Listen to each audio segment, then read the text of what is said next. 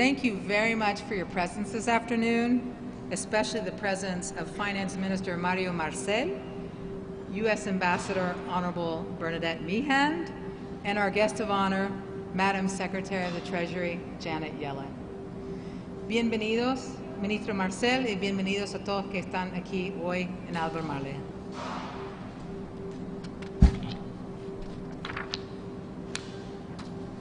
For Albemarle, it is a great honor to have such important visitors at our state-of-the-art lithium chemical conversion complex here in La Negra. Your presence reflects the commitment of more than 9,000 Albemarle employees worldwide. In Chile, we are proud to provide 1,100 high-paying jobs, rewarding careers, and a good quality of life for Albemarle employees and their families. Albemarle leads the world in transforming essential resources, such as lithium and bromine, into critical ingredients for mobility, energy, connectivity, and health. We began extracting lithium in the United States in the 1940s, then pioneered the Chilean lithium industry in 1980, and most recently expanded into lithium extraction in Western Australia.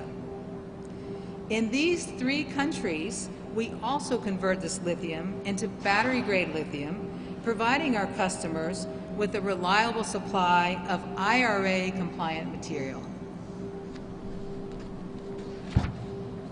Behind me, you see maxi bags of our battery-grade product that is about to be shipped to our customers around the world.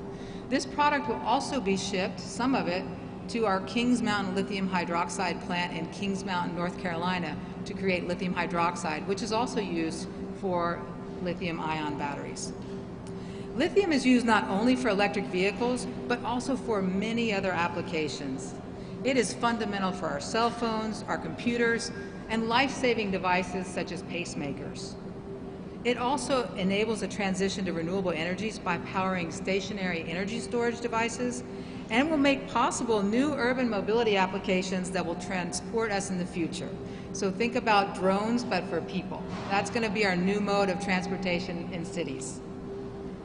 As we work together to move, power, connect, and protect, we always keep people and planet in mind. That is why we are proud of our achievement of being the first lithium producer to complete an independent audit and achieve an IRMA 50 level of performance for our lithium brine extraction and concentration site in the Salar de Atacama. The Initiative for Responsible Mining Assurance's comprehensive mining standard was developed jointly by NGOs, impacted communities, companies that extract minerals, and companies that buy minerals. So we have aligned with this really visionary standard, and we called on the rest of the lithium industry to join us in aligning with the standard, and I'm happy to report that they have done so. Here in Chile, we produce much of the lithium that moves the world, and we are very proud to do it while generating significant revenues for the Chilean state. For Albemarle, Chile is synonymous with the present and future of lithium. We are evolving the way we do things. We are researching and testing new forms of lithium production using direct lithium extraction technologies, and are collaborating to potentially bring desalinated water to the Salar de Atacama Basin to enable direct lithium extraction technology. With a history of over 40 years in this country, we know we can grow sustainably while respecting and dialoguing with the local communities and caring for the environment. In 2016, we signed an unprecedented agreement with Corfo, Chile's economic development agency, that allows Chile to more sustainably share in our profits, substantially share in our profits. Our commission is up to 40% of the end-user price, and it is the highest in the world for lithium extraction. In that spirit of this partnership, we also committed to provide Corfo over $300 million for research and development for third parties over the life of our contract. Our contract is valid through 2043, enabling us to plan for the long term. Additionally, we signed a voluntary agreement for sustainability and mutual benefit with the 18 indigenous communities that live around the salar. They've inhabited this salar for the past 11,000 years.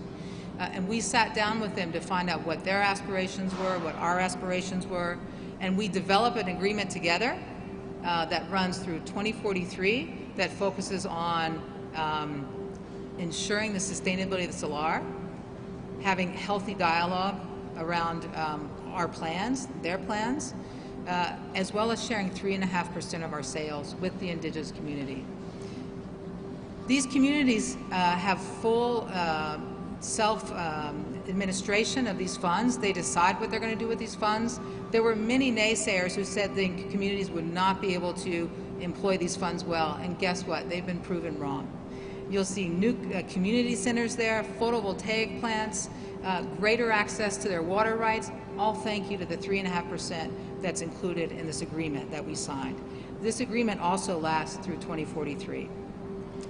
We have the capacity to grow with Chile, and we have already tripled our nameplate capacity between 2016 and 2022, when we inaugurated a new chemical conversion complex with an investment of over $500 million. We also spent $100 million to build a thermoevaporator to recycle water, making us the first lithium plant to do so globally. We're increasing our production in the Salar de Atacama without increasing our brine extraction, and this was a $150 million investment.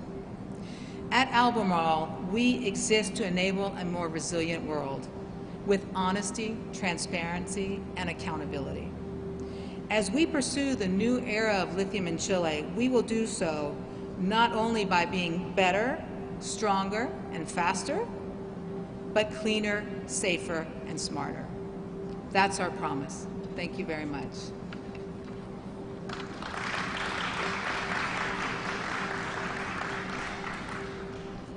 And now, it is a great honor to welcome our esteemed guest today, United States Secretary of the Treasury, Janet Yellen. Secretary Yellen, a distinguished public servant, became the 78th Secretary of the Treasury of the United States in January 2021. An economist by training, the Secretary took office after almost 50 years in academia and public service. She is the first person in the history of the United States to have led the White House Council of Economic Advisors, the Federal Reserve, and now the Treasury Department. Congratulations, Madam Secretary. Secretary Yellen's critical support and strong leadership has been instrumental in advancing provisions of the Inflation Reduction Act that we call the IRA. The IRA is fueling the clean energy transition on both a domestic as well as a global scale. We would also like to thank you, Minister Mario Marcel, for joining us today and for your support for Albemarle's current operation and, of course, for our future operation. We share with Chile the desire for growth and value our partnership with the state of Chile that we've had now for over 40 years. Our special thanks also as well to the Honorable Bernadette Meehan, U.S. Ambassador to the Republic of Chile.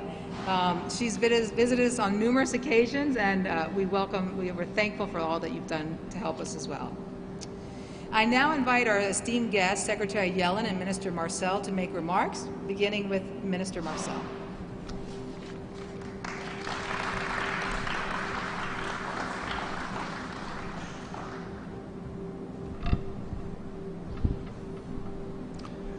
Good afternoon, everybody. Madam Secretary, once again, we have been participating in a number of activities in the last 2 days.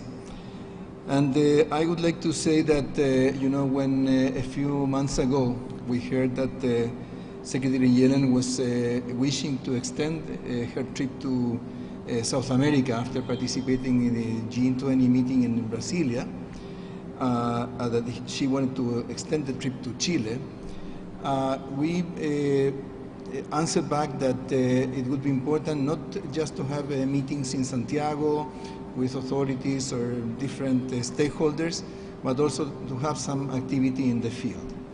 And from there it came this visit to Antofagasta, region, and now to the Albemarle plant here in La Negra. I think that experiencing the economy in the field is very different from just looking at numbers. And you have a notion of the scale of what you're engaged with, sometimes only by looking at practical things and how things are working in the territory. What we're seeing here is what connects Chile to the future. This is what connects Chile to the change in the worldwide approach to reduce carbon emissions. This is a worldwide commitment signed a few years ago in the Paris Agreement. Many countries are committed to that, but there are many things that they will have to do to get there, including Chile itself.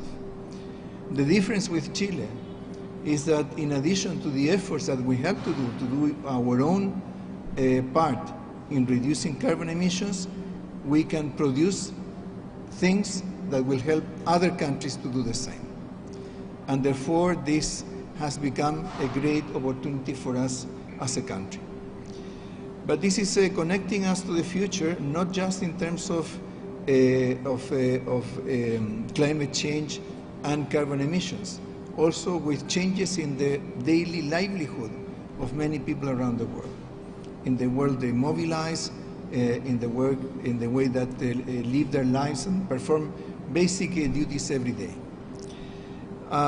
So it's not usual that for a relatively small country, open economy and so on, you can connect to such global dimensions of what is going on around us.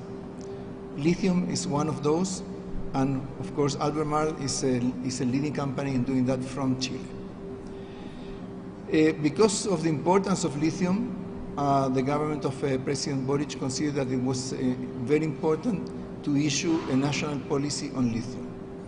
As you know, lithium has a special legal standing that prevents us from working with the lithium in the same way that we do with copper, through concessions and so on.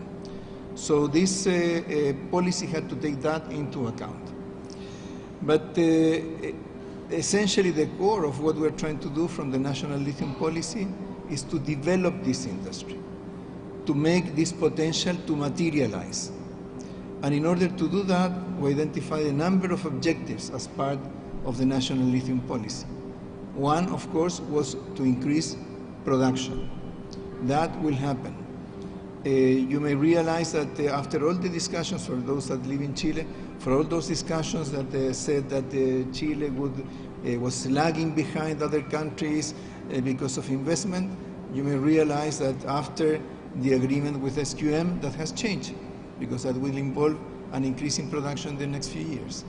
But the increase in production will come not only from there, it will come from new projects in the lithium industry.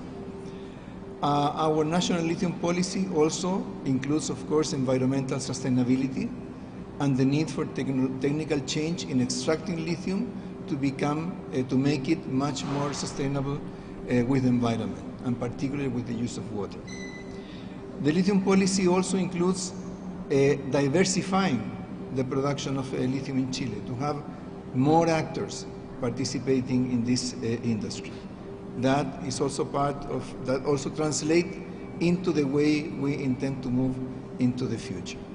There are a number of other objectives, building or developing value chains, adding value to lithium down the road, a number of other things. But what I would like to stress is that beyond the way we approach lithium is far beyond ideology or whatever. It's very practical, how we make lithium a growing industry in Chile that can work for the progress in the world and for the progress in our own country.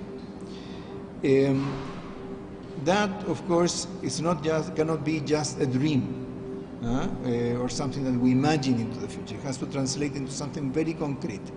And in very concrete terms, we have set a goal, which is that by 2026, we will have 3 or 4 more lithium projects under development, in addition to the Albemarle and the SQM projects that are already underway. So in the next few weeks, we will learn more about the implementation of the lithium policy. That will include the definition of what are the strategic sellers, what are the protected salt flats, and what will be open for exploitation by new entrants into this industry. This will be a very important step. From there, we will get into this, the possibility of reaching this goal that I have mentioned. So I encourage investors everywhere, the ones that approach us every time we travel abroad, those that come to us to ask questions about lithium, to participate, to look closer at what information we will be providing in the next few weeks, to participate in the competitive process that we have for further exploration and exploitation of lithium, and that will make this very important step connecting Chile to the future of the world and to the future of daily livelihoods of people everywhere, will make it a reality. So thank you, Madam Yellen, for visiting us and learning about how lithium is evolving in Chile, seeing it in a plant like this. I hope that in not long from now, we will be able to meet again and to be able to tell you how much we have made progress in implementing this national lithium policy. Thank you very much.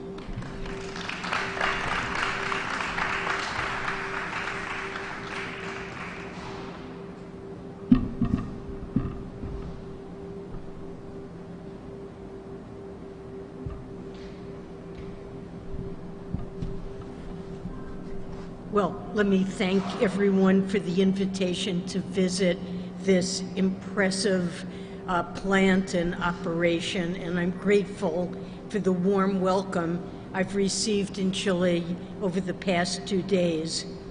I've had a very productive trip so far that includes meeting with President Boric, Minister of Finance Marcel, and Central Bank Governor Costa to discuss the United States and Chile's shared priorities. I'm glad to end my trip to Chile by visiting this lithium conversion plant owned by an American company. It's a fitting place to talk about the strong economic relationship between the United States and Chile and the future of our two countries that we're jointly building.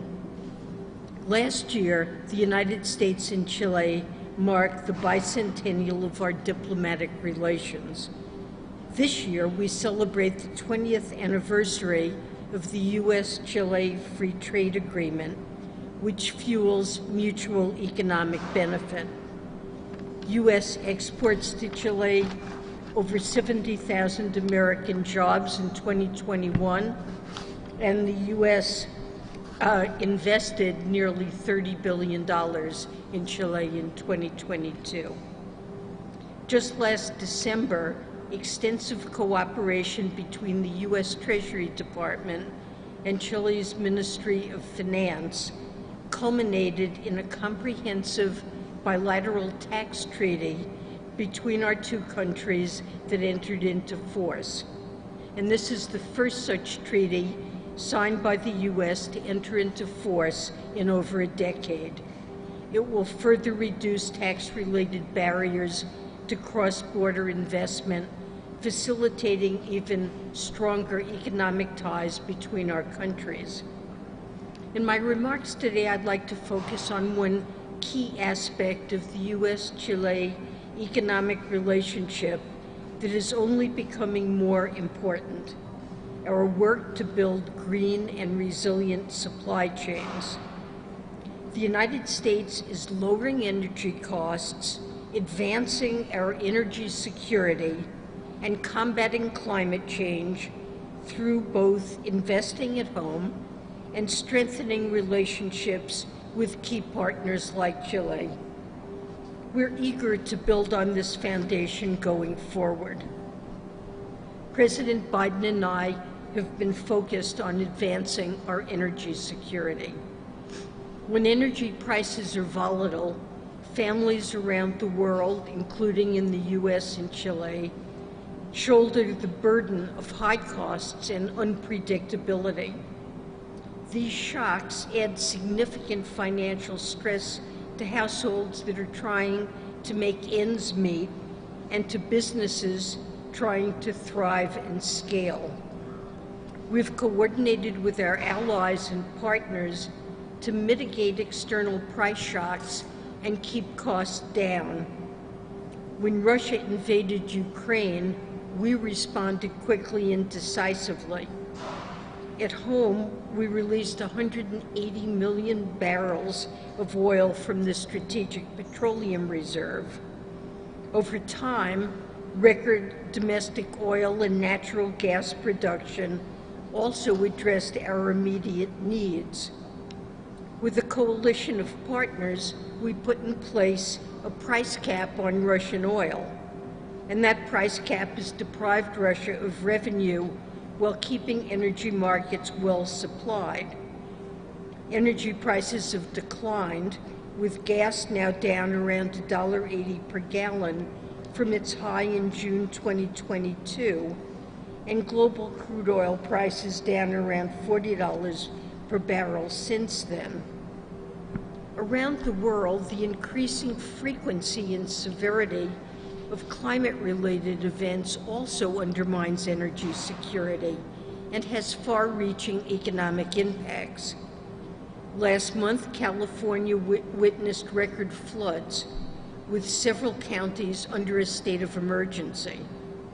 At the same time, devastating wildfires swept through Chile, destroying whole neighborhoods and leading to tragic loss of life. Climate change poses a threat to all of us. While we remain committed to pursuing short-term actions to lower energy costs, in the longer run, it is the transition to clean energy that offers a pathway to both greater energy security and combating the devastating effects of climate change. In the United States, the Bipartisan Infrastructure Law and the Inflation Reduction Act are helping drive progress. The Inflation Reduction Act provides tax credits to help American households make energy efficiency improvements, allowing Americans to shrink and stabilize their energy bills right away. And it's also reinvigorating American manufacturing, creating well-paying jobs and fueling innovation. Companies have announced over $600 billion in manufacturing and clean energy investments since the start of this administration. We're seeing investments in places like Bessemer City, North Carolina, where I traveled this fall to see our country's largest lithium hydroxide production facility. The cutting-edge lithium products being produced there will power America's electric vehicle supply chain. And our investments at home won't only impact energy production in the United States, because it's now cheaper to produce clean energy, production will increase and costs will drop more. And this will make clean energy even more affordable, not only for Americans, but for Chileans and others around the globe. But we know the United States can't bolster our energy security or advance our climate agenda alone.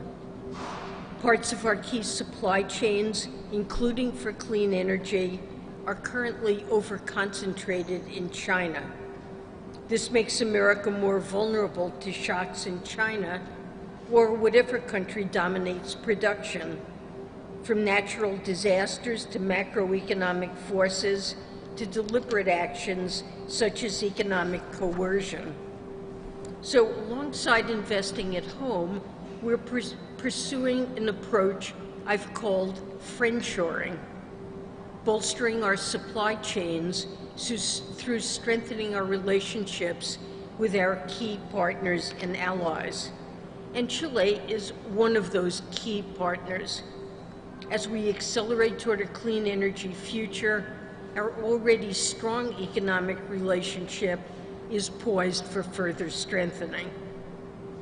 Copper is key to the transition to net zero, from electric vehicles to offshore and wind turbines to transmission networks.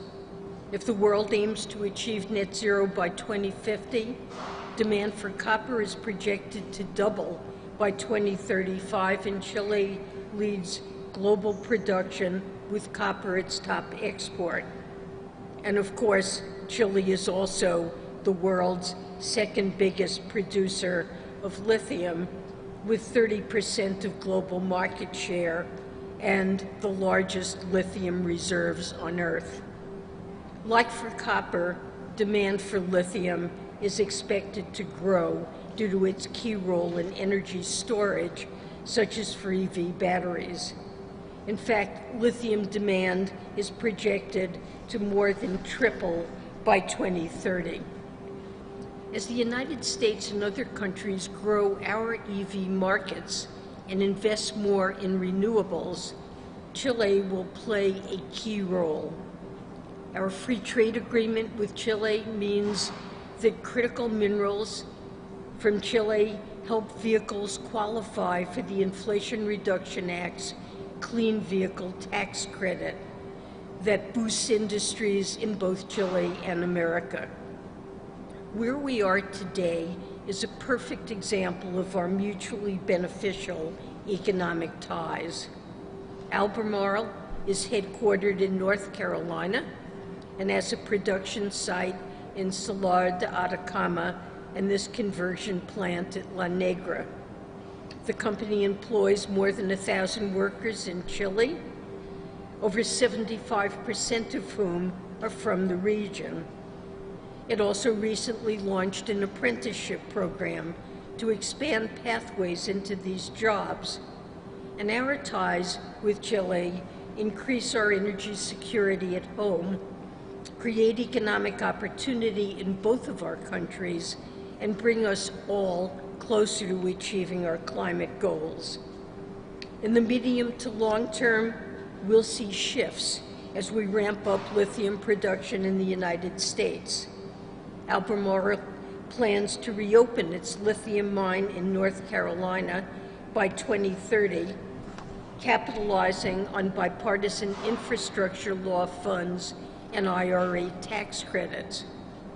In Nevada, construction for a mine and processing facility has been underway since last March.